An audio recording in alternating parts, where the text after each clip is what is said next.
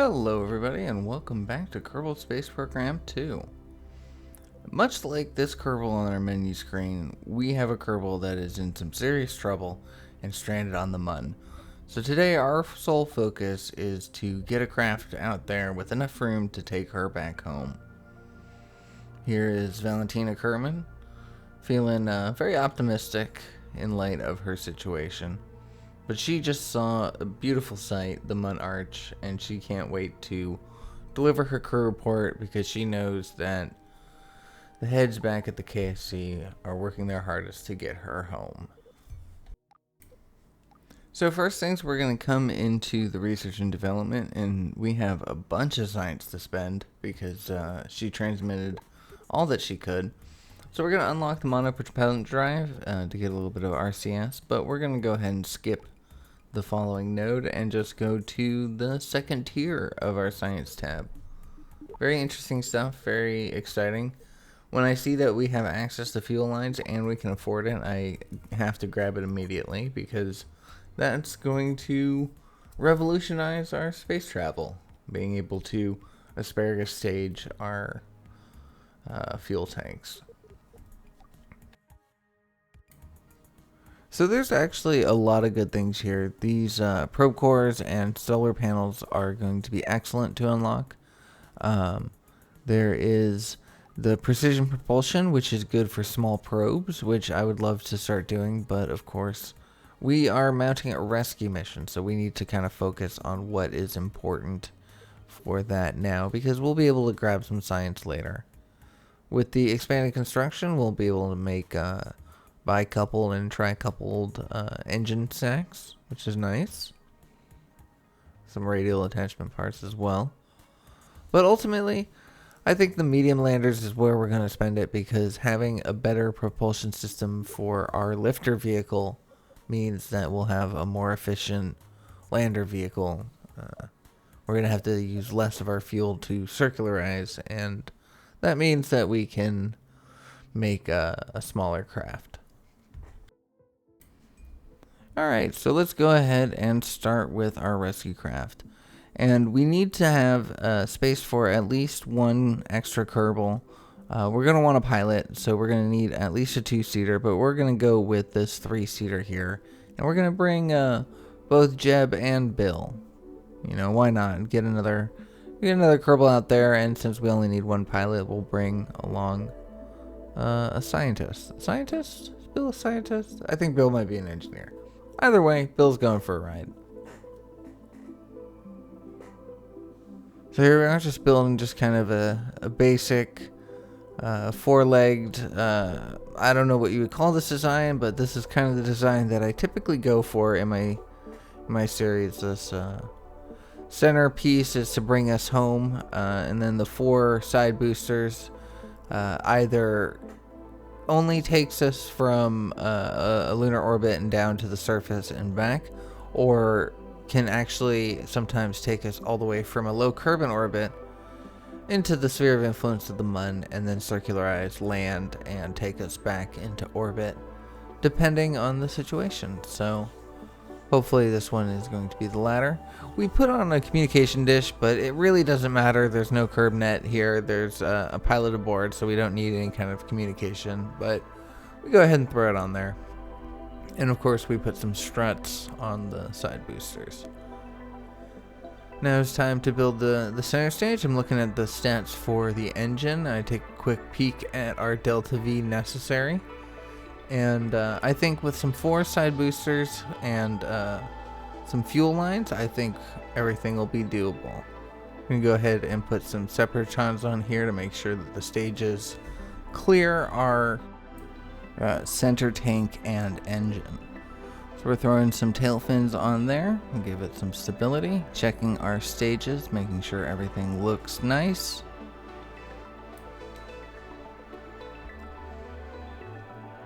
And we're going to just adjust our positionings in the stage info. I'm still not entirely sure how to use that to the best of its abilities, but we shall see. I decided to switch out for some bigger engines, and rather than more boosters, I go for bigger boosters. So we go ahead and put Jebediah and... Oh, Bob, not Bill. We bring Bob. And so we save this as Valentina's Hope. And we're going to go ahead and launch it on the launch pad. So there we are. Bob and Jeb. Super excited. Ready to go to space.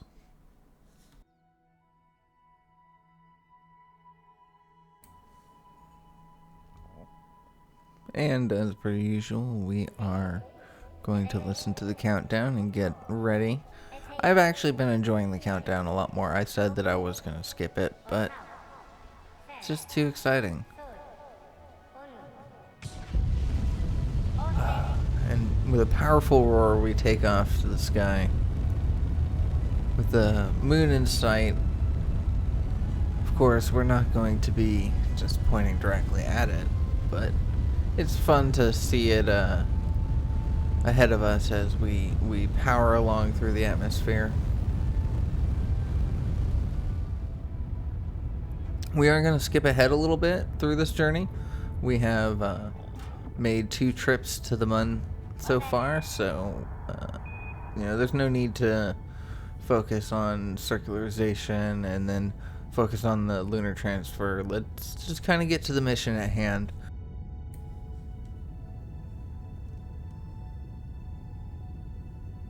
So beautiful looking Kerbin below us. Nice plume of rocket fuel behind us.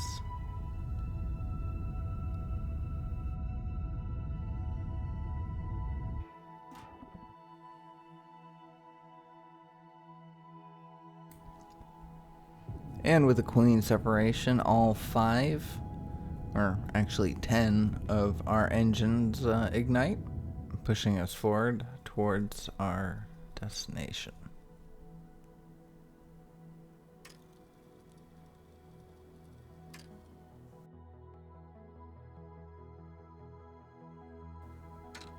And with a programmed maneuver in tow, we get ourselves ready. We're pointed at our target and ignite.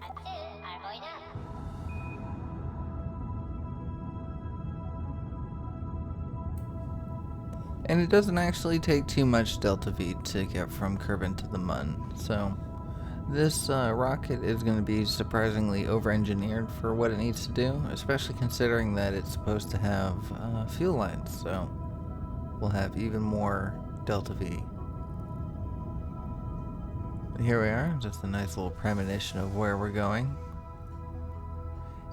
In case you didn't know, if you wanted to eyeball your mission to the Mun, you can point yourself prograde, and as the Mun rises over the horizon of Kerbin, as you start to see it, if you burn prograde, you will eventually make a connection.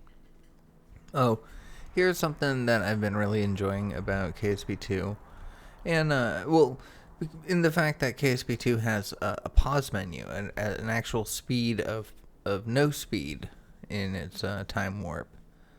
And when R2-D2 finishes its node completion, it goes into pause, and it allows you to get fun little screenshots like that, little action freezes. It's very nice. But yeah, the fact that it has a pause is super cool. So we're going to go ahead and just time warp our way into the SOI change, not bothering to set up a course correction. And to the frustrated voice of the Kerbal at Mission Control, they would have said, hey, it would have been good to have made a course correction, mid-course correction, somewhere along the lines, and so you're not into a ballistic trajectory to the Mun. That would be cool. But to them, I say, you don't know Jebediah Kerman. And that's the only way he can do it.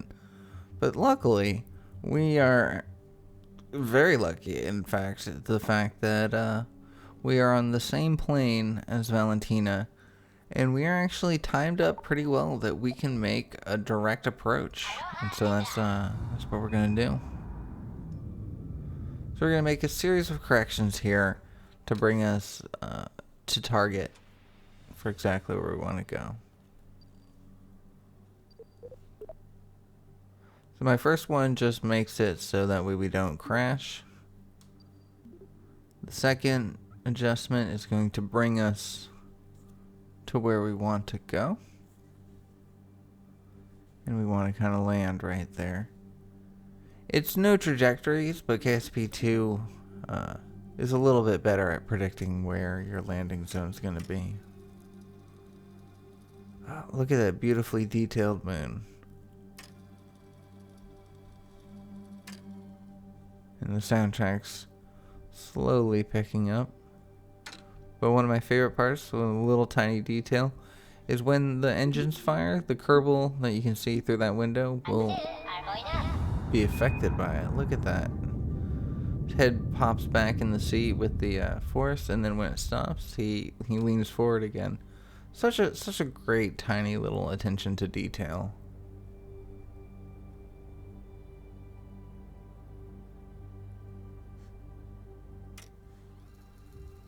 There we are, and we're approaching the surface.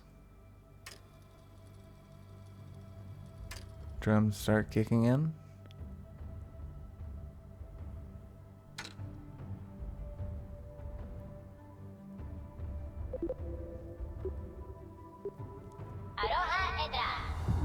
We do a small burn to bring ourselves to the desired target.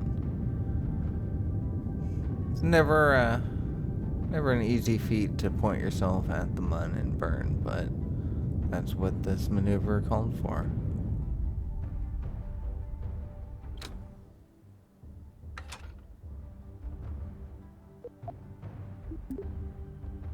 So let's go ahead and get out K2D2. I keep calling it R2D2. I'm sorry, it's K2D2. There we go. So let's go ahead. We come back into the map mode, and we're gonna start to plot a maneuver for our landing burn.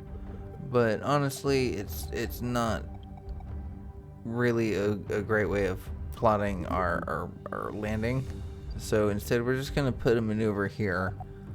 We're not going to do anything with it, but we're just going to use that as a timer to kind of tell us when we've reached that point in space.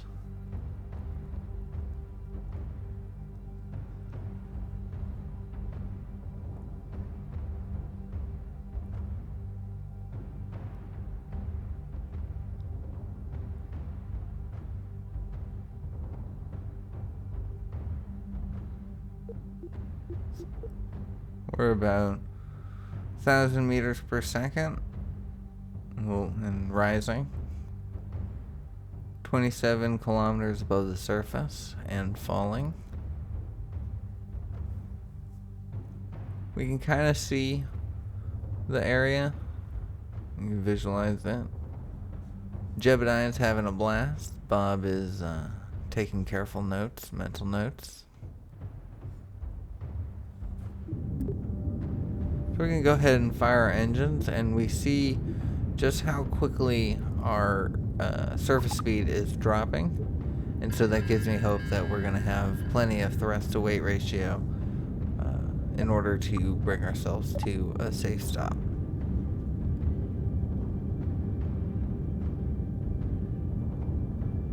We're going to go ahead and rotate the craft. It is a little wobbly, but we're going to go ahead and rotate the craft so that way the hatch to the command pod is going to be facing the direction that Valentina is coming from, to just give her a little bit of an easier time. So now we're almost at 100 meters per second, so we go ahead and kill the engines and let gravity take us a little bit further.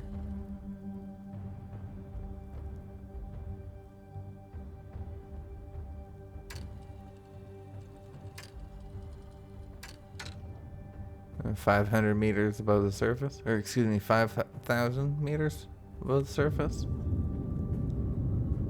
and less than 100 meters per second now.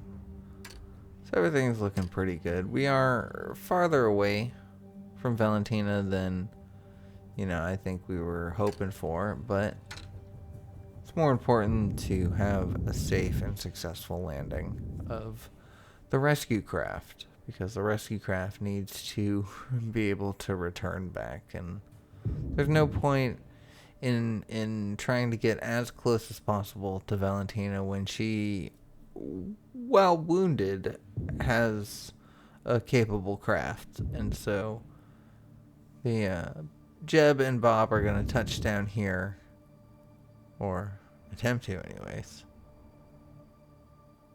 And then Val's going to do her thing and rendezvous with them, and hopefully the three of them can make it safely back home. So there we go. Jeb, completely forgetting that the ship came with landing legs, decided to just touch down on the engines, which was fine because it's a wide enough profile, so he can do it. But anyways, we're going to switch back to Valentina, sitting over here at the wonderful monument. Still full of questions, but excited to hear that it is now her time to take control and come on home. Look at this IVA view. This is so beautiful. This game in first person mode is going to be so much fun, and once we can get controls going, once these things can actually control the ship and you can launch and do missions in first person, it's gonna revolutionize. Anyways, let's get going. Let's get our gal back home. So she's gonna go ahead and do this quick little roll maneuver to kind of point herself upwards and jam on the engine real fast and the RCS to try to regain control.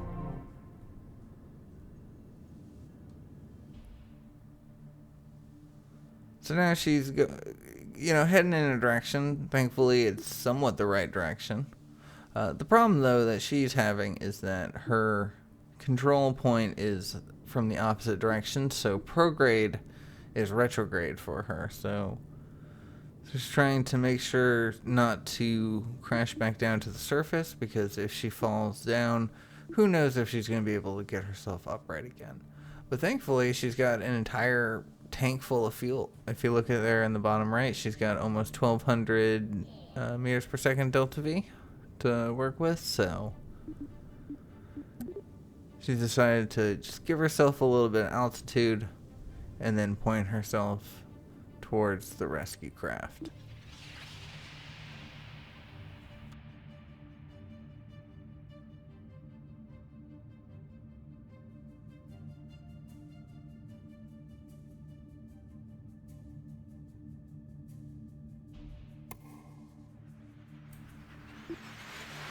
Be really cool if someone decided to add a suicide burn countdown mod. If someone could patch trajectories and make it function in KSP2, that'd be great.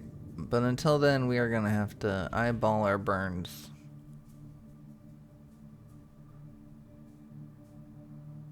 Valentina, very happy, very excited. She is a pilot at heart, so she is more careful than the others usually, but I think her crash was more my error than hers. I'll take responsibility for that one. So once again, trying to kill some of that vertical velocity while keeping the horizontal to keep closing the distance between the two crafts, but not crash down at the surface too fast. And once again, pointing prograde, so that way her engine will face retrograde.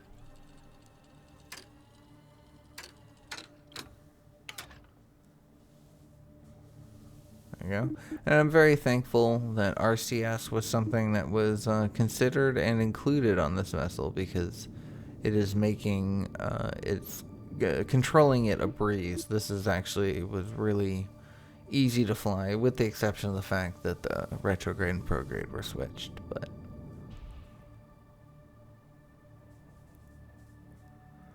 and so I don't know if you remember, but in the last episode, I'm like, we added this weird little rescue craft on the front. It didn't make a lot of sense. I don't think we even needed it. And then I was supposed to leave it in orbit. It was supposed to be our rendezvous craft. We were gonna head off the surface and rendezvous with this little rescue craft. and head home. And then I'm like, you know, I didn't think about it, and so I decided to bring it down to the surface with me. And then I mentioned that would be a good idea, and as you can see, it really was, because it gave Valentina the freedom to meet them halfway.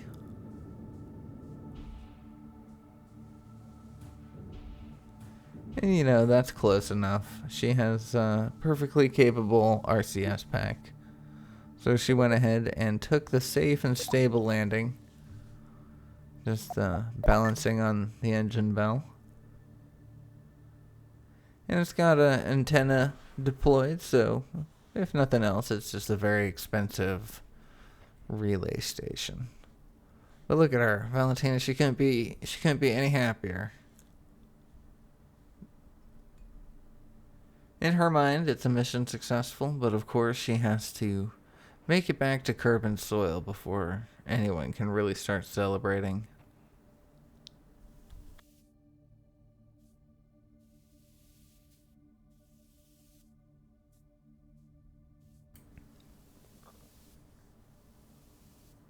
And listen to the sound of her boots clanking on the command pod. It's great.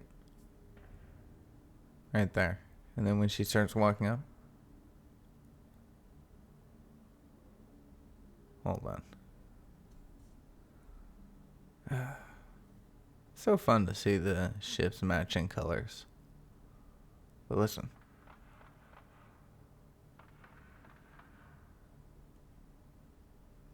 Isn't that cool? Just a nice little touch. But anyways, let's get these guys home. So we take off ever so gracefully. And we point ourselves back towards the monument, because we know that that is the direction we need to face for the most efficient exit.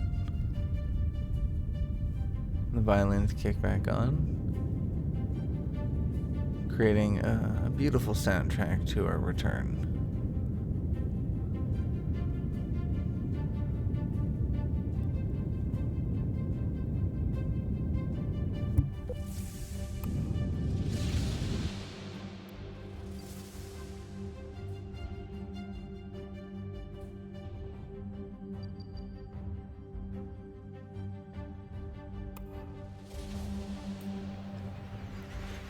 And we're going to take one last look at the MUN and say goodbye as we time warp our way away from its sphere of influence. So gorgeous. This MUN is on par. I would say it's close to the Parallax MUN from KSP1. I think a Parallax on its highest quality, I think, is still better. I think what it, you know what it is? It's the scatter. The scatter puts it over the top. But without the scatter, which, you know, honestly, Parallax without the scatter, what is that? But the texture quality of that MUN to this MUN, I think, is quite comparable. I think that's pretty cool. Speaking of Parallax MUN, I cannot wait to show you the next episode of KXP. We are going to be doing some good stuff, and we're going to see that Parallax MUN for ourselves. But anyways, we are now back in Kerbin's sphere of influence.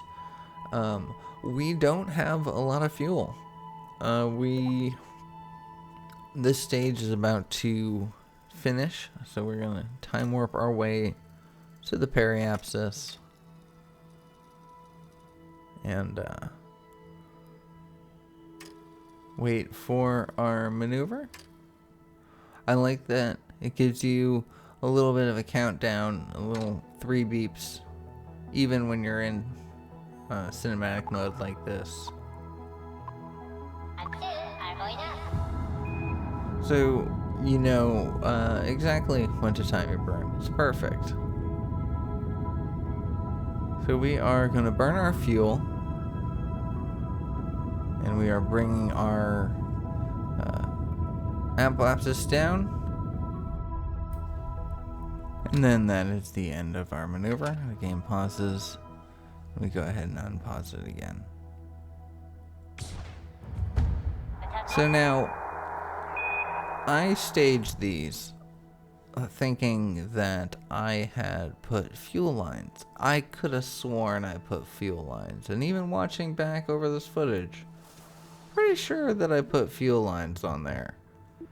However, that is not the case. And so now our center engine is just as empty as the other one. So I go ahead and I save and restart to see, because I was like, oh, well, maybe that's a bug. Maybe the fuel lines just didn't fill. But nope, did not include them on the craft. So that was unfortunate for me. And we are at 117 kilometers above the surface for our periapsis, so we are not going to be able to come in.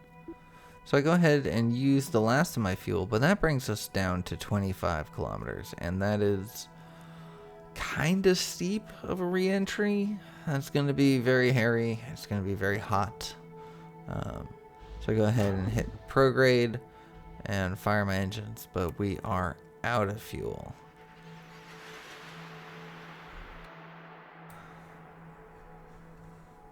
So the Kerbals in the capsule play rock, paper, scissors, and it is Jeb who loses and is forced to go out on an EVA mission and is going to do the heroic deed of pushing. Getting out and pushing. So he's going to go ahead and line himself up with the bell, and hopefully that will push him prograde enough to raise the periapsis to a better height, because 25 is just too low. We're coming in way too fast there, so we want to aim for somewhere around 40. So if you notice in the lower left hand corner where it says PE, that's our periapsis, and every time Jebediah bounces into the craft, it pushes it forward, pushing it a little faster and adjusting that periapsis.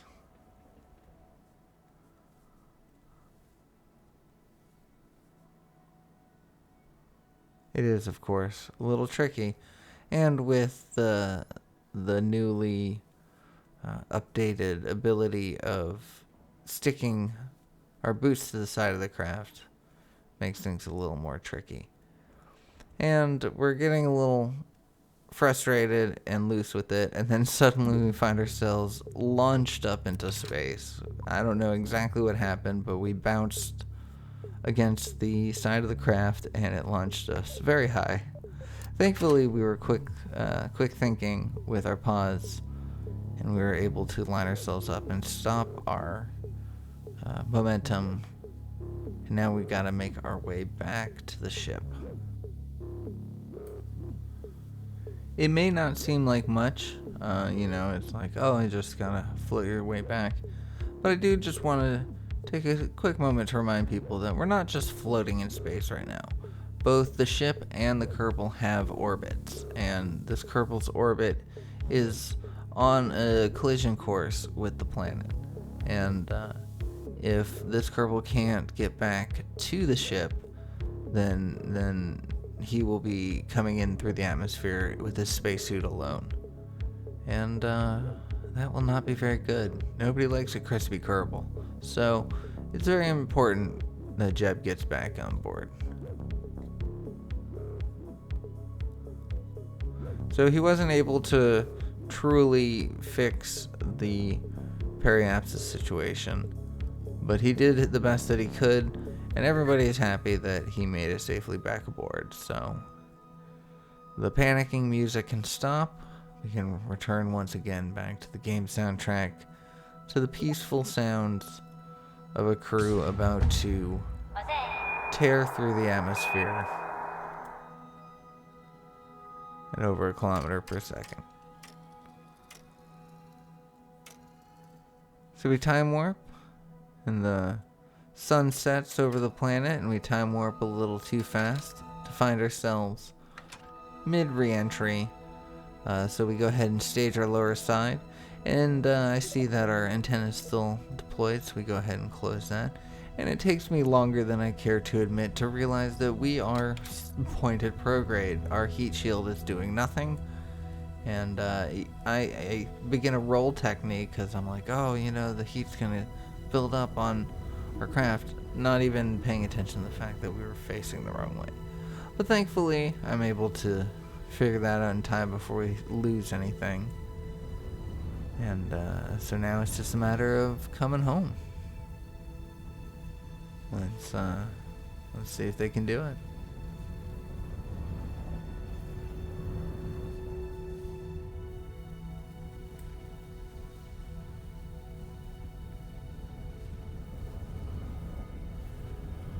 So the periapsis here is somewhere like 35, I think it got up to, so not nearly as bad as the 25 that it was, not nearly as good as the 42 that we were hoping, but nonetheless, the craft seems to be able to handle it. I didn't see an option of turning down the ablator in the VAB, so we have, if there was an option, I missed it, so, you know, either way we have a full heat shield, and since it's just a tiny little Mach 1 through 3, Mach 3 cabin, I don't think they have the names like Mach 1s and things like that. I think it's just small, mediums, and large, but the medium capsule that we're doing is doing pretty well. It's not too heavy, nothing too extreme. We don't have a lot of science on board, so it can come through the atmosphere pretty well. Take a quick peek inside the capsule.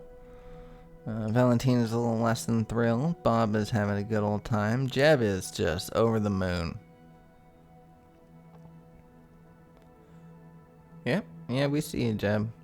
Oh, that's Val. No, Valentina's over the moon. Oh, so who's that having a sore time? Oh, that's Bob having a sore time. Well, that's okay. The pilots are happy. So now it's just a matter of making sure that their parachutes activate and, you know, they don't bounce off the surface.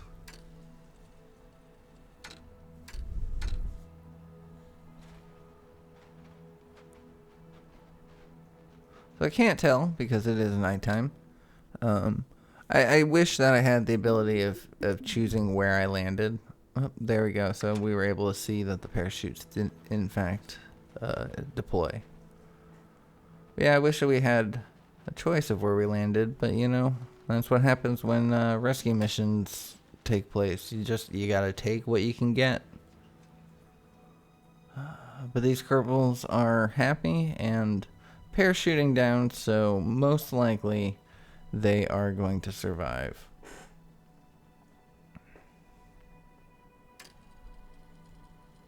Time warp down a little bit because the parachutes had opened, so now they're going at a cool 6 meters per second. And with that, our Kerbals touch down on solid ground. And they are happy. So let's go ahead and time warp our way to the morning to see exactly what kind of predicament they're in.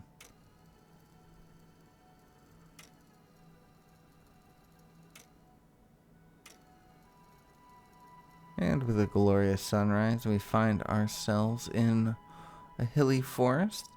Thankfully, we didn't tumble down the hill. Maybe this tree stopped us, or maybe they're just lucky like that. But these Kerbals are on the other side of the planet from the KSC, so they're gonna have a bit of a journey to get back home.